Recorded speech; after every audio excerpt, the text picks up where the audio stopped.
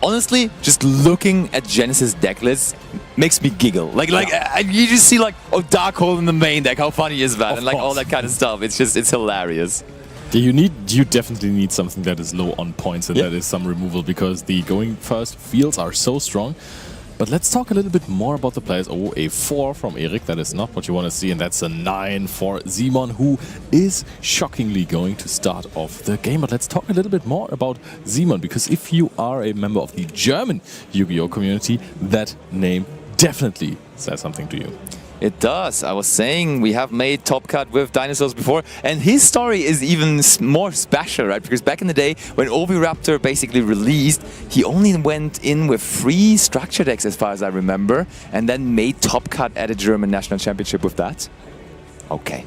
We are using the Miscellaneousaurus here, and we are going to banish it from the graveyard. Miscellaneousaurus has a lot of points to his name, so that's a big part of the combo here. And we are going to immediately bring out the returned dino Deneen there onto the field. Level 1 dinosaur. And therefore able to be summoned off of Miscellaneousaurus. And Erik now realizes, yeah, well, this is not just dinos, this is dinosaurs with a nice little GMX package. All the other way around, really. Both are equally represented in that deck list. It's almost 50-50. And so also no surprise that there is the next GMX monster immediately flying onto the field, which is the GMX researcher Selande. But we are in a lab now, so I think that we are maybe cooking up some dinos. Definitely cooking is Simon Franke in this situation. I'm quite curious where this is going to go, because you have GMX Velox, for example, as a possible end field piece. There it is, the fancy croc. The classic Archosaur. And yes, we are also alongside that running the... Ooh, we drew the Dogoran going first. Of course, not that nice. We're just destroying it here to get ourselves the double evolution pill. The way it is intended to be in this deck. Beautiful to see that we're still doing the old shenanigans of trying to get to the Ultimate Conductor Tyranno even. A setup for Ultimate Conductor Tyranno is so incredibly cool, and now also paired with these GMX cards. I really like those. Now we are actually going, I think this is the fusion version of the Deneen, right? That is Evolved Deneen? Yeah, it is. This one is actually really sick as well. You can just search for a GMX card. And this also has a graveyard effect, if I'm not mistaken. Does it? I'm not remembering the graveyard effect. You can summon it from the graveyard. Oh yeah. Oh true. Yeah, that's good enough. That is, I would say, quite decent actually. Having a free fusion monster on the board opens you up to a lot of and now the gamble factor. We're searching for dinosaurs and GMX cards. Okay. So far only a dinosaur, but there also is a GMX card being found. And that is that Kimridge? No. No. It's GMX partner Silandra. And we are going to immediately also be fusion summoning. So you have the choice. Do you want to fusion summon or not? And yes, we do want to do that here. And we bring out our next extra deck target. And that is the GMX Alos, which is being summoned here. And Erik is having a good read over all of those cards. And that, I think, is a pretty common see in Genesys, because there's just so many different decks. It's basically impossible to prepare for all of them. Turns out you can full combo with everything. Yeah. But now Alos is really, really cool, because you can actually get your Miscellaneousaur back if you want. You can get a GMX card back or a dinosaur monster from banishment if you want to. However, it does look like Simon has other plans. We have set up a baby Cersaurus in the graveyard, so that is also something that you could summon back. But... Ooh, the Dogoran? What? Wait, is Dogoran maybe enabling us an Exceed play here? Because in his extra deck, I spotted there is cards like Felgrand? Are we going to see Felgrand? Oh my Shadow Spectre Original joining us? I haven't seen this card in ages, but it is of course a rank 8 that is good to go here. Divine Dragon Knight Felgrand. This is the last time I saw this card was in Sylvan. Yeah, you're right. But this card is, of course, an interruption. Yeah, it is going to be able to, during either player's turn, right? So it doesn't even have the problem-solving card text. True. This card is just going to be able to basically Forbidden Crown something. Yeah, and now with the classic OG polymerization, we do bring out the card that you have already mentioned previously as like the main interruption piece of the GMX engine that will be left on the field, and that is GMX Velox, who then on the opposing turn is able to activate cards as a quick effect from the top of your deck, and if you're able to find a GMX, you are also able to special summon that and destroy a card from your opponent. That is really, really It's huge, strong. Yeah, but it takes quite some damage, right? So you are going to take 400 damage for each revealed card, and we've already taken Never quite a some damage problem, Leo. from the Applied Experiment 55. Never a problem. Don't even start thinking about that. But You're never losing because of it. 10 cards would be 4,000 damage, and then 5 more cards would be 6,000. So if it takes us more than 14 cards, we lose.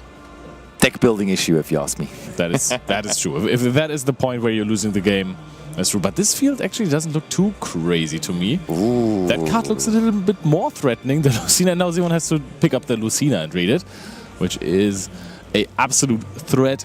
We've also seen that on the main featured match from the WCQ used by Herman Hansen already, and plenty of other players, honestly. Yeah, I mean, I'm honestly surprised that you're able to play such a hefty Elf Node package here in the Genesys environment, as we have triple Lucina, triple Tinia, and also the Fortuna to go alongside it. Yeah. We're missing Regina, of course, but Yeah. besides that, you're almost able to play them all. I mean, even before Regina's release, the deck was decent. Yeah, it was. So it does not surprise me that this engine does see a good amount of play. But honestly, this field looks very, very breakable. The thing here is, this is vulnerable. Like, you go Lucina, and Lucina basically just can search you the Elf Node Power Patron, and then that is really decent to just interact with, because you can just, for example, book them face down, and then you even have them block their main monster zone. But it looks like we have immediately used the effect of Velox here, and Velox made sure that the Lucina is destroyed immediately, and we bring back the Evolved Davine as well, or Deneen. Because this guy, when you excavate something, it summons itself back, and of course this card triggers on special summoning, so you get another free card. So while the end field is not the absolute craziest of all things, the follow-up is immaculate. It is, and therefore only understandable that Simon is 7-2 here at the moment. This is table number 4 right now. So, I mean, we are definitely still in contention to be going into top 8 here for that Genesys Championship. So an X2 score should definitely be guaranteed to make it into that. And it's not that many more rounds to play. It's this round here, the round 10, and then 11 and 12, and after that we're already segueing into top 8. So Erik, we see a Genesys staple in his hand. There is Forbidden Chalice. Basically every deck runs that. I wonder why we are holding it and not trying to throw it onto something, because Chalice is a card that can be dodged, right? If you don't know what the set card is, so if you want to chalice a Conductor Tyranno and then they chain something like a fusion card. Ooh. Okay, we are showing Smyger. Smyger is a card that plays really well for the Crystron deck. And this is always the moment where you realize, oh, there is a whole other engine. But like, is it so good? Like, in Constructed Advanced, when you normal summon Smyger, the first thing you do with it is immediately you link it off to get value out of the graveyard effect. Here, though, what are you doing with it on the field? That's the thing. You're not summoning Clockwork. No, that's very much true. That's, on the first day of playing Genesys, I realized that graveyard effects are a lot worse in Genesys. Compared to the Advanced Construct, for sure, yeah. You're right. Destroying our own Velox with the Ultimate Conductor Tyranno, and that means... Yeah, putting it face down certainly works. There we go. Smyger is face down now. That's a problem. But we still have a Tinia that might be able to just play. Tinia's good, yeah. We have another Crystron name in hand, and we have the Rhapsodia of Madness, which is also not the biggest extender for your deck. So Tinia actually does work. I think you can get the welcome home with it. And we have a Chalice for the good old Falgren. So there is a good chance that Erik actually might push through this board. Oh, Simon not wasting any time, immediately doing the Felgrand dance, but there is the Forbidden Chalice, the Genesys staple, and Simon not liking it by the looks of it. Simon, what do you have said there?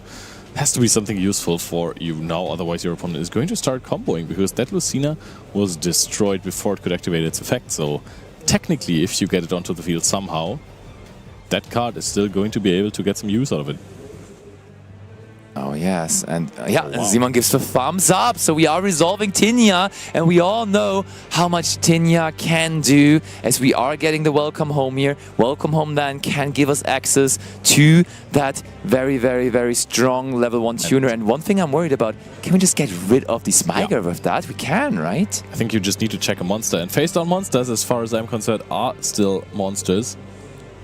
Yep, you just send one monster from your hand off here to the graveyard, so that Smiger being face down really doesn't matter, so maybe not the perfect timing on Simon's end in terms of interruptions and the way he ordered it, because really, I would have liked it so much if we would have just put that Lucina face down there in the middle main monster zone, because then that would have meant, no more Elf Node shenanigans for the rest of your turn, as that middle column is just completely blocked. Yeah, you would have to have Welcome Home hard drawn. Yeah, exactly. And even if you do have that, maybe we could have just then destroyed the Welcome Home with our Velox, which we chose to destroy the Lucina with. So just maybe changing the order in those interactions could have been good. But maybe Simon also has an answer to the Welcome Home here in his hand, but doesn't seem like it. Of course, those common hand interactions like Ghost Ogre and Snow Rabbit and Ash Blossom and Joy Spring, not as common in Genesys. I think you see more Ghost Ogres than Ash Blossoms. Yep. Ash Blossom is really, really expensive when it comes to points. Totally. I think it's 15. So that is a big portion. And now the Elf Node Power Patron is actually also going to be able to surge because it was used as material for a Synchro Summon. And now, as you called them before, the Elf Node shenanigans are going to start. And we also have sent Smigar to the graveyard. So I think the Crystron shenanigans might also start. That is just something so remarkable about some of these newer decks, that there was 3 disruptions, 3 very good disruptions, and you're just pushing through them with a mediocre hand. Yeah, well, we're all loaded here. We can go into both of our engines, and that is a scary thing to say when both of these engines actually have been meta-relevant decks in the TCG Advanced region, and now we're able to go off of them here in Genesys. To be fair, there is some limits to both parts. Like, as we explained already, there is, for example, no Regina helping us out to go even further with the Elf Node part. And in the Crystron department, there is also only one Christian inclusion, so that is making things a little bit harder. And also, there is no Soul Fodor in the... Oh wait, there is Soul Fodor. Never mind. There's only 2 Soul Fodor, but still, that is more than enough. We also have the followed up Fortuna from the Elf Node Welcome Home. And I feel like the summoning of Crystal Wing is too easy in the Elf Node. I feel like you should have to work a little bit more to summon a Crystal Wing. Nah, it's fine. Let Crystal Ring breathe from hand. That is also very much massive, because as we said, the Lucina in the beginning of the turn was just destroyed on summon, or on resolution of the summon. And therefore, if you go for the Rhapsodia, you can tribute your Fortuna, and you summon the Lucina back if you want, and that is going to give us an extra card. That's true, that's so good. And I mean, you don't even need the craziest... You don't need to do the craziest things with the deck, right? At some point, just a Crystal Wing, the trap setup, and having a bunch of the Elf Node monsters can just very well be enough. Like double trap setup even. We get the Elf Node trap, and we probably are going to get the Crystron trap as well, so that is looking really good here on Erik's end, playing through the field and then building up his very own as well. That's strong. I love those niche strategies that players find in Genesys. Yeah. Because just, hey, I have this engine that gets me some cards that send cards to the graveyard, and I have another engine that really wants to be in the graveyard. Honestly, Leo, with seeing what Erik is doing here, this looks like a perfectly valid constructed advanced strategy to me as well, because the synergy really is there. Like the Elf Node cards, they give you access to bringing cards into the graveyard from the Crystron department, so it's really going hand in hand. And there is FA Dawn Dragster now on Erik's end, possibly checking the last set card that Simon had there the entire time. Yep. I mean, we are pretty much in the clear that this card isn't going to do everything that Simon needs it to, because otherwise, if this was an interruption, I think we would have seen it on the Tinia. Probably. Earlier in the turn, but now we have a Monster Negate and we have a Spell Trap Negate, and we are still kicking, so... Wait, what do you mean? I saw Erik browsing through his deck there, and he is playing both the Crystron and the Elf Node engine, and then there is triple Molchami Fubulos in there? That's crazy. Yeah, that is absolutely wild, even though I find this a interesting pick for the metagame, because the most anticipated deck might be either Talonites or Blitzkrieg. Well, against Blitzkrieg, it's really not good at all, but against Talonites, but on the other hand, it's pretty decent, right? So, but Purulia, I think, would be the better choice. Against both of them, yeah? Yeah. Against Talonite, yeah, they summon a lot from hand. They do. They go through their combo with also Sombre, which adds something back, and then summon something. So there is a lot of summoning from hand, and Blitzkrieg, against Blitzkrieg, Fuvalos doesn't do anything, because they just immediately lock themselves to summoning from hand. That's true. Which says a lot about the value of Purulia in that matchup. Yep, now Crystron Tristaros has hit the field, and looking at the extra deck, I am curious to see, like, there is only Synchro monsters, so that's already a big difference from the regular Crystron deck that we used to see in the TCG department, in the advanced department, because there is no such things like as Infinity. We're not going down the rank 6 avenue, but there is like real big powerhouses. There's, for example, the Duration in there, which can be a good level 11 finisher, which we may see here. And then there also is cards like, I think I even saw Satellite Warrior in there. Yes, there's Satellite Warrior in his list, which could also be huge, of course, and also to be destroying. Like, that card, we might be ending the game here with Satellite Warrior if we do get to that. That's a big Synchro Summon coming in there, free materials for it, and it is Satellite Warrior. No, wait, no, that's a Crystron one. Yeah. Looks very similar, actually, but that is Crystron Quariongandrax. No, I think it is, because we are also targeting 3 monsters on the field right now. Yeah. That is also what Quariongandrax is doing. They're so similar in artwork and card text, really. Oh, and we are chaining the experiment. Dodrexer just immediately says no. Simon is a little bit astounded by that. But Simon just gets rid of all of his monsters. Wow. Banishes all of those, and Erik is setting up possible game here. Goes into the battle phase, offers the handshake. That's insane how Erik did this. It's crazy. He took apart not a small field, like multiple points of interaction from Simon there, but Erik just seemingly not caring and just playing through all of it, and not only playing through it, but then ending the game in the very same turn as well. It's crazy how explosive those decks can be, right? Because if you just... There can be 5 monsters with 3,000 attack points. You just brush through them as soon as you can start. And we looked at the list earlier, and we were already, as I said, giggling because Erik somehow is siding a Mermaid Atlantean package from his. He's bringing those cards. How is that a thing? I'm so excited to see that, because it's a package of 5 cards. We are bringing in 1 Atlantean Marksman, 1 Atlantean Heavy Infantry, and then 3 copies of Poseidra as well. Marksman. Yes! It's just saying it out loud already makes me smile. Yes, what's next? We side in Dragoons attack and then special summon. Oh no, we side in Marksman attack directly and special summon Dragoons from deck. Maybe. Of course, I'm talking about the Storming Atlantean. So it's no Mermaid cards, right? They're all Atlantean, so it's really just siding Atlantean cards there at the end of the day. But I mean, having that card and having access to it is actually crazy. So I really want to see that. I mean, this card just special summons itself basically for free going second and gets rid of a monster card or a face-up card and a face-down card.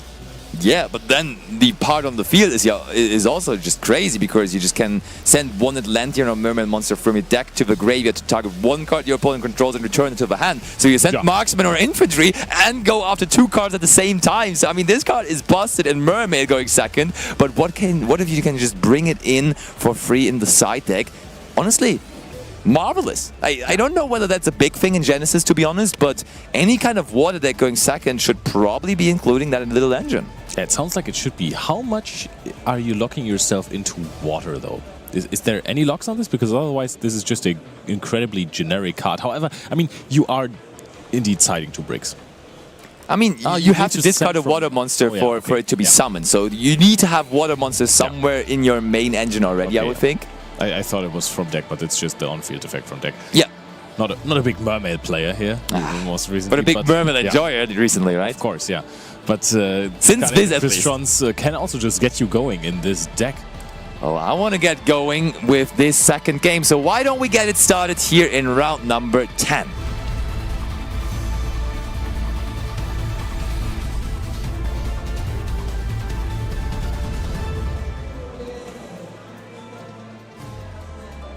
Let's go. Simon has the option to go first again. Erik in the last game defying all the odds already.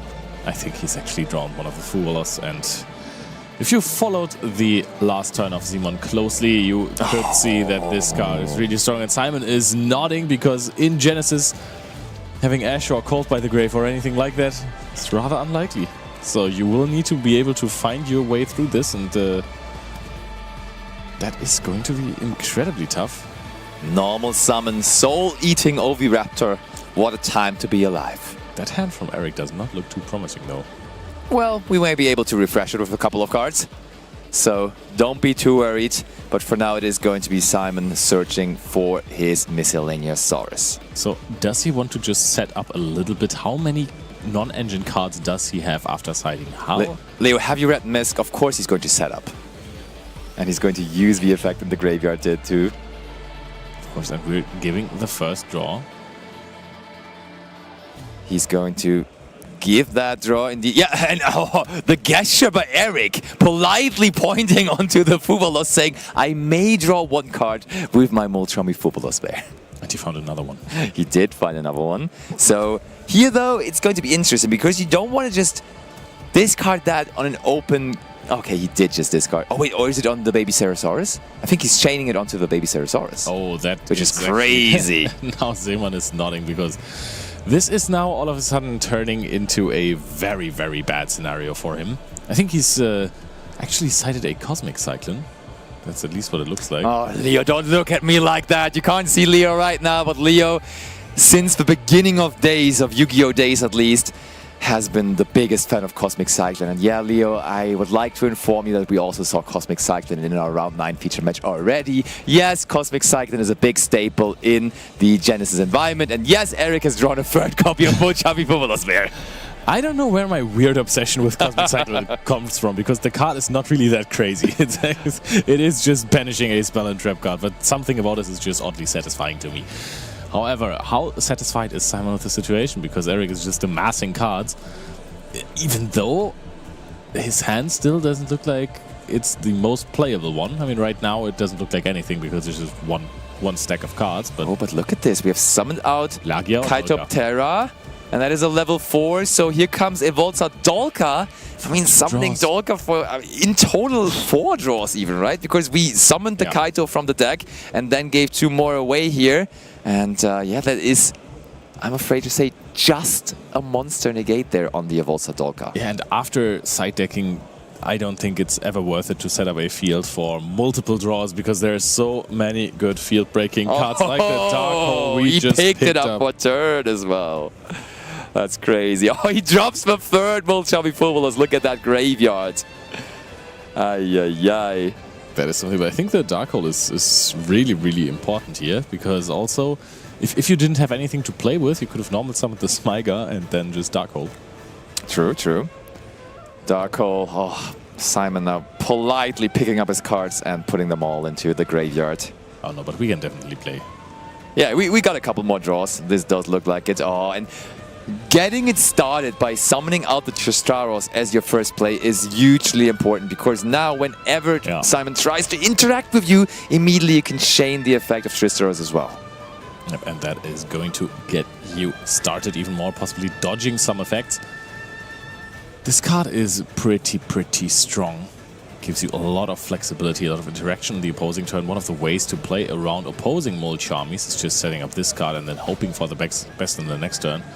Yep, and look at this. We get the Smiger into the graveyard for free by discarding it for the effect of Crystron Sulfafnir. And that is now going to destroy the Sulfafnir as it is allowed to do so. And the graveyard effect of Sulfafnir immediately special summons out another Crystron, which is another Tristaurus, funnily enough. Now the big question is there a way to bridge from Crystron into the Elf Node engine? Ah, don't get crazy now, Leo. Both engines are strong enough. I don't see it. Maybe there is. But not necessarily sure that what that would be. I mean, is there maybe something you can do with a generic searcher from the extra deck? Does not really look like it. The generic cards in our extra deck are Stardust Dragon and Black Rose Dragon, Leo. When there is Cosmic Cycle. Is it enough for Simon to get through this turn? Because this is quite the card to take out from your opponent. Yeah, it's the cluster. Yeah. Oh no, the inclusion, sorry. Mystical Space Typhoon could never do it. Oh, we are risking it now for the biscuit. So the experiment and honestly, Fuvalos is just going to get us another draw. Oh, true. So even the third Fuvalos is doing a job. We're now taking the Deneen, and Simon is going to be... Is this Excavate and Fusion Summon?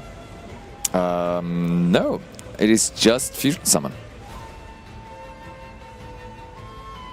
But you can, if your opponent controls monsters, also use fusion materials from your deck. So that is what we're going to do. So we're not activating just yet, but we're giving a draw to Erik. That Molchami Fuvalos, or that combination of Fuvaloses, has put in so much work. Yeah, they are really paying off. And you know, I was a Fuvalos hater in the beginning. Oh, take that. And did you see that? We picked up Forbidden Chalice with the one Molchami Fuvalos draw, meaning that, of course, we are having an immediate answer to the GMX Velox as well. We're just making sure how this all is resolving. I think we did it correctly, though. The very moment something is being summoned from the deck or extra deck, you get that draw off of the Molchami Fuvalos. And now the previous chain link, which was the Crystron to Star Wars, is going to resolve and synchro summon with something from the deck, which we are about to summon out for it. Yep, doesn't start a chain, the draw of Fuvalos, and now... Yep, the Velox has to wait for the Synchro Summoning resolution first. And now it is going to happen. We are going into the Crystron Synchro Monster.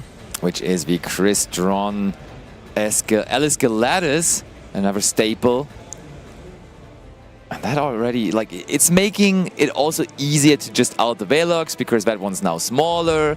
We're making it bigger and smaller at the same time, because I think the Chalice will be played on it too. So we're giving it 400 at some point, most likely, to then take 500 away from it again with the Eliscalatus. But Tristaurus, it already has such a strong effect on the field, but then we're not even talking about the graveyard effect yet, as we can just banish it here to special summon 2 Crystron monsters from the deck.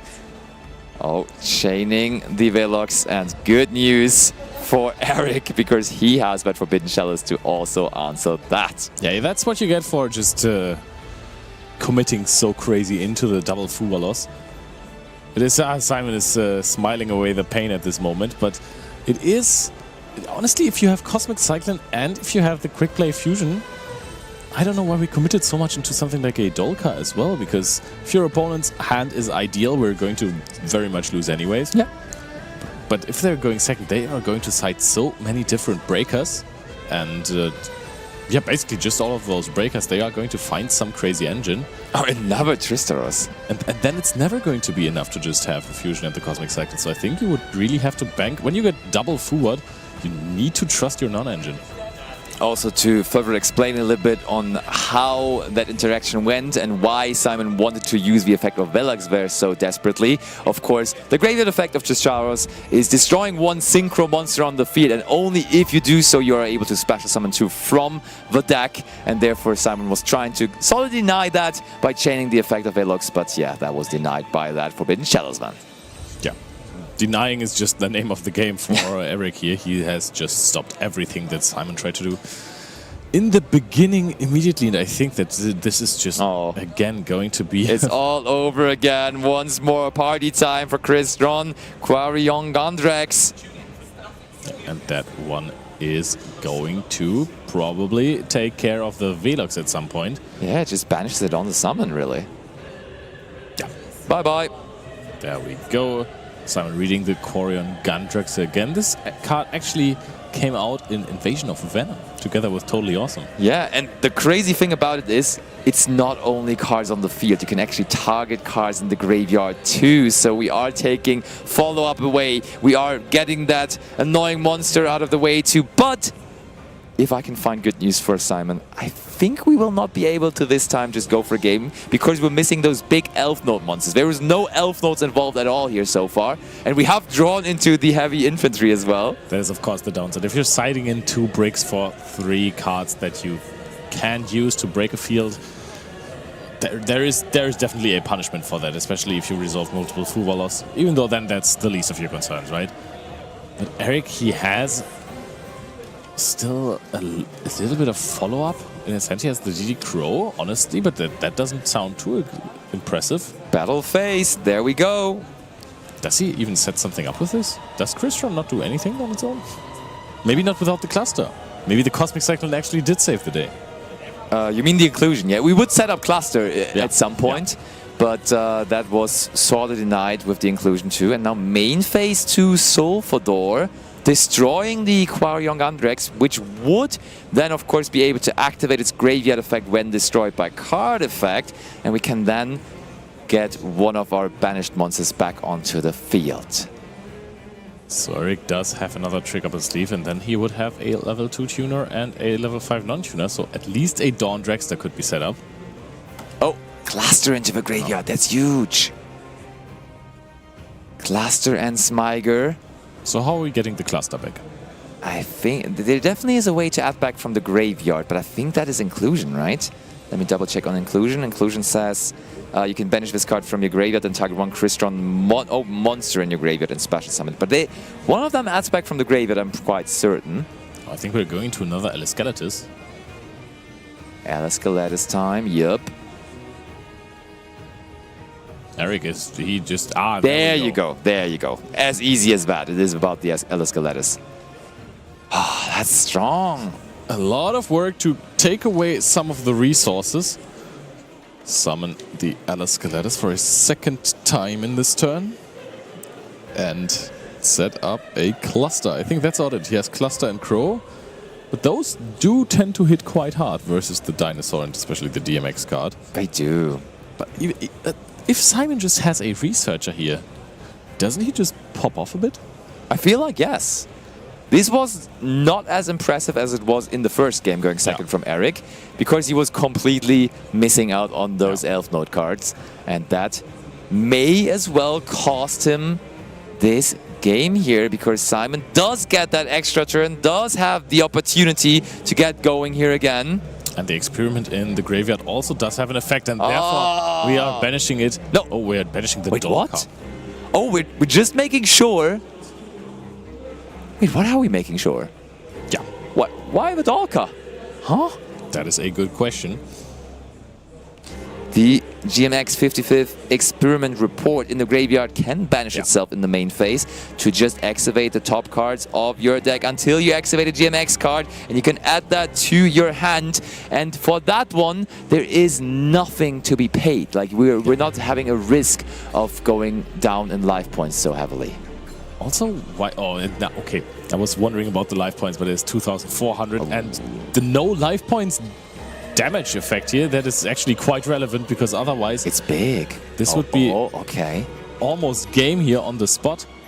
And now Erik, he has used the DD Crow on a Dolka, which felt so irrelevant, and afterwards immediately just reading a card that gives our opponent a free extender or a starter. Did we search for the double evolution pill? Maybe Erik knows about double evolution pill, and he took out the only non-dinosaur from the graveyard. That's the only explanation I can find. Because we banished all the GMX monsters last turn, which are partly non-dinosaurs. And then we actually went in now to banish that very last non-dinosaur. So I think we're just playing around the double evolution pill. But I mean, for that you have cluster, so that is a rather easy out for that. And if your opponent gets into the GMX engine, of course not everyone knows that, they are, at least the researchers, non-dinosaurs. True. So GMX partner Silandra or Silendi activates its effect in its hand, revealing it to special summon a GMX monster or a dinosaur monster from the hand, which can just be itself, which is quite funny, but works decently fine. And Simon, all of a sudden with plenty of options there, brings out the Deneen. That card, honestly, Silandia is incredibly crazy. Getting a monster on the field without normal summoning and then getting another one if you actually have some resources in the graveyard already. And this is now, like, the DD Crow looks like it has to do a lot of work, but it just took out a Dolka, which in the long run is not really gonna matter. It feels wasted, not gonna lie. So Simon, if he wins this game, we're not having much time for game 3 anymore, so I think that got to be a consideration for Erik as well if he wants to concede at some point, not thinking that he can win here anymore. But for now, let's fire that next interruption that we set up. Let's fire off that Crystron cluster effect, and we are going to be destroying the Deneen that was just summoned. But honestly, especially on the feature match, when you have your cool Genesys deck that you want to show off, I don't think you want to scoop games preemptively, especially when you still have a horse in the race. Fair. Also, you don't really know the ceiling of the GMX cards. So if you scoop too early, sometimes they just cannot play. Sometimes they are missing one specific resource that you didn't know was incredibly crucial for the deck. That's fair. Okay, Elascalatus was destroyed, so we are going to use its graveyard effect here once again, bringing out the Tristaurus. But at this point, is there even more Crystron monsters left in the deck to get actual use out of the on-field effect of Tristaurus? I am a bit doubtful of that, because we've gone through so many on the last turn as we only were going into the Crystron part of our deck, so not necessarily many options remaining there on the end of Erik. Oh, never mind. We're using the effect of Tristaurus. Yep, and we get the Sulfador, and that should make a Dawn Dragster maybe, or a Black Rose Dragon, that is also possible. Ooh, Black Rose Dragon would be sick. Nope, we are going into the Dawn Dragster. We Another one. Want to lose our cluster just yet. That is just a spell trap negate, and Deneen is very much not a spell trap. Absolutely true, and I mean, we made sure that at least the Dawn Dragster is still an option, because we did put that Sulfador back into the deck with the Crystron cluster, so that's how we secured to still resolve the Tristaurus there. Okay, Simon, that does look like a contact fusion to me. Goes into Alos. Alos is here. Now the question is, there's also a really, really big pushing GMX monster that can actually just completely wipe the field. That is the GMX Comprex. And Comprex is a card that, let me check his deck list, is he running that? That card is crazy. If you use it with 5 materials, you can attack 3 times with 3,700. Oh, but first, let me get the Felgrand. And yes, there was the double evolution pill, which we were trying to play around, but now we have set up an answer to the Dawn Dragster with the Felgrand, and all of a sudden it is Simon picking up the pace here, because he knows he is making it happen here, and we have that ultimate conductor Tyranno on the field, and we got the game in the back as well. What a comeback here from Simon. How did he pull that off? That was crazy. Just because Erik had no access to any of the Elf Node cards, he really couldn't push through it. I mean, they were a little bit resilient to the interactions that Simon had, but they didn't end up doing that much, and then Simon actually just popped off. The DD Crow could have done a little bit more. I think Simon was lacking a good starter in hand, and the Experiment 55, that just did it. What if we just used the DD Crow on the Experiment? Would that have been enough? I'm not sure, actually. I think so, because Simon was at 2 or 3 cards in hand. One of them was the Evolution Pill. Yeah. Yes, you can summon the Tyranno, but you still have the cluster. And that one is just going to pop the Tyranno. Yeah. And then there's one more card. And I think if you have, if you know a card that is going to force at least one of your interactions, I think he could have also still destroyed the Elascalatus, so he could have also made that Dawn Dragster still. I think it was always the way to go to banish that card, but he did just not know about the effect, because as soon as Simon announced it, he just said, what? Yeah, he has tried to check in on all those graveyards effects, but he did miss out on a very crucial one with the Experiment. And who can blame him? Only released in Blazing Dominion. That card hasn't been around for too long, so Simon made good use out of that. I think the Blazing Dominion support for GMX is absolutely insane. It's so cool. It's not like a super big meta stay, but it's such a cool deck to play in general. Because it has some going sect abilities. I think it can also cook up something in Constructed. I would hope so, but for now it's good enough here for our round 10 featured match in the Genesys Championship, live from the European Championship here in Brussels, and players are getting into their final shuffles here for game number 3, so let's get going into game 3.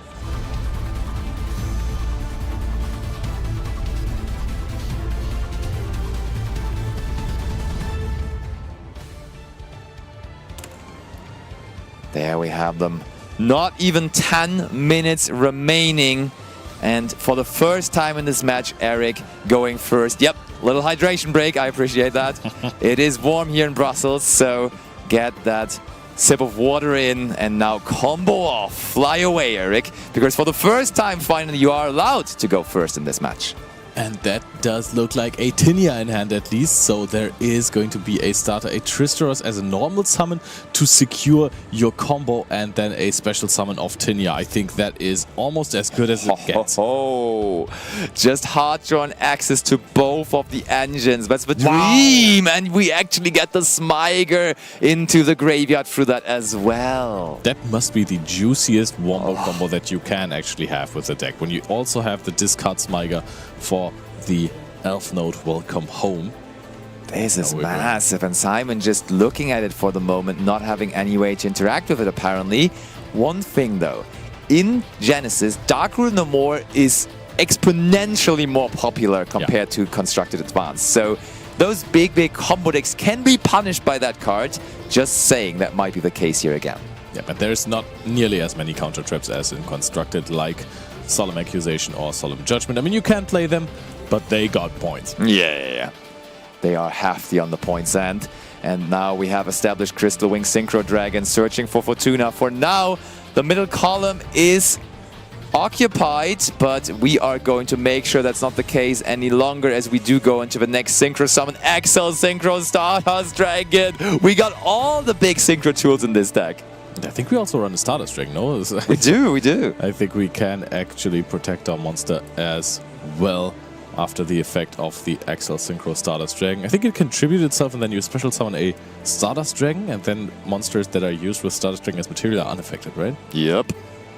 That is absolutely correct. Only for the rest of the turn. Okay. So it's like kind of isolating you from Nibiru a little further, which you're already isolated against as you have the Crystal Wing Synchro Dragon on the field. Still cannot hurt, but for now we have also set up the Crystron, the Crystron Inclusion and the Rhapsodia of Madness for the Elf Node department. Erik just switching between the engines left and right, just going into both of them fully and using those last 10 minutes of the match really to his fullest potential, trying to get that big combo field going and hoping that it sticks. Look at this. There is Dawn Dragster, there is Crystal Wing Synchro Dragon. How is this not the best deck in Genesys? I was going to say, this looks exactly like the field that the Elf Node combo deck is putting up in Constructed, because it also ends on Trap, Crystal Wing, and Dawn Dragster. We're done though. We're setting 2 cards. Are we just keeping the Excel Synchro Stardust Dragon around?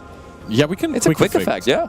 We can do it on our opponent's turn. And also, it does play into Nibiru if you activate it, because you can respond to it, to the Nibiru with this card, and then you get the monster that is protected from the Nibiru effect. If you use it now, Nibiru can be chained, and then if you Crystal Wing, there is the chance for an Effect Veiler, which is at 8 points. Okay. So I think it's correct, actually. Okay, let's see.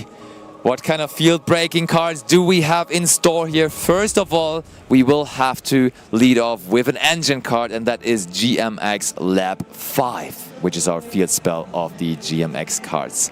Oh, do we deal with it? Oh, immediately clustering it. Okay, no time wasted. 6 minutes left on the clock, and Erik says, yep, not going to waste any more time in the lab where the dinosaurs are cooked up. Is getting destroyed. Rhapsodia of Madness is, of course, Cluster and Madness are cards that are really not punishing you to go for big combos against something like Dark Ruler No More. However, just using the Cluster first opens you up to big field negates. That's true. Simon, any kind of response to that now? Maybe that Dark Ruler no more we were mentioning now plenty of times. No, we're just revealing something in the hand, and I would think that would usually be the GMX partner, Sealandy. Oh, and there is going to be a Crystal Wing activation. Just negate it, and we gain the attack points with a 2. That is a big, big dragon. It is. Simon. Dragon D's negates. Simon is now playing Dark Ruler no more, and that he could have activated just before he activated Salandea. But I mean, now we're just going to negate it with the Rhapsodia of Madness. But is there maybe now Cosmic Cyclone or something? No. That would be absolutely huge, but no, of course, we can negate a face-up card with the Rhapsody of Madness. And then Tinia, of course, summoned back, can swap places with the Dawn Dragster and banish a card from hand as well. Yep. So, limited amount of pushes, 3 cards left in hand. This is going to be 2 to play through such a huge field. The first one is going to be picked. We're banishing the Soul-Eating Oviraptor. Such a good one as well to hit there. That is possibly the best normal summon. Whoa, we are having the Researcher. Forbidden Chalice onto that Researcher. Simon is laughing, and that is honestly not the greatest sign. He reveals the Deneen in hand, and Erik with the huge combo field that just looks like full power Elf Node is going to take the game, and he continues to be in the running for the top 8 cut.